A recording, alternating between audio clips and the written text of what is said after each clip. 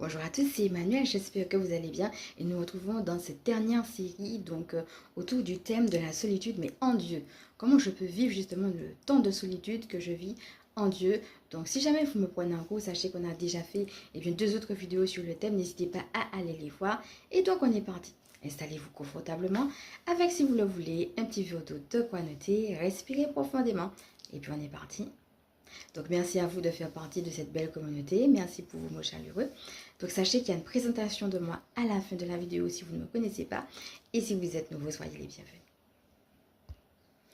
Dans la dernière vidéo, nous avions vu qu'il y a des moments où c'est vraiment l'initiative du divin que de nous mettre à part. De nous dire, je vais te préparer à ce qui va suivre. Tu n'as pas encore tous les éléments d'information. Laisse-moi te régénérer, laisse-moi te préparer, laisse-moi te donner des révélations, voire même une protection spéciale, peut-être même une directive spéciale, parfois même c'est carrément un changement de plan. Voyez? Donc voilà.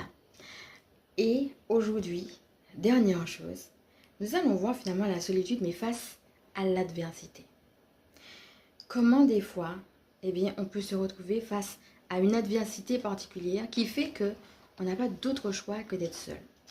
Alors, j'aimerais quand même reprendre les 5 points que nous avions vus la dernière fois autour des difficultés spirituelles qui sont la trahison, l'ingratitude des gens, la solitude, ce que nous sommes en train de développer, le mauvais choix des gens qui peut conduire justement à la souffrance, et puis tout ce qui est de l'ordre des rejets, incompréhension, moquerie, et en même temps inversement, c'est-à-dire le fait de voir en vous comme un genre de surhomme sur lequel on veut mettre un grappin. Par exemple, mettre un grappin dessus parce que vous avez des dons ou des talents particuliers, etc. Donc voilà un petit peu des choses que l'on peut retrouver sur notre chemin spirituel, dans notre vie. Et donc là, on est en train de développer la partie de la solitude.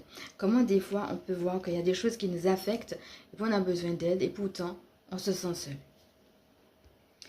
L'exemple que je vais vous donner aujourd'hui pour illustrer cela, là encore, si vous avez envie d'approfondir, n'hésitez pas à faire vos propres recherches dessus.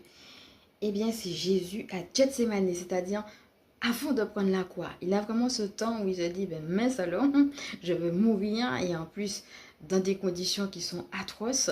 Ces conditions ne m'intéressent pas, je veux perdre ma vie, etc.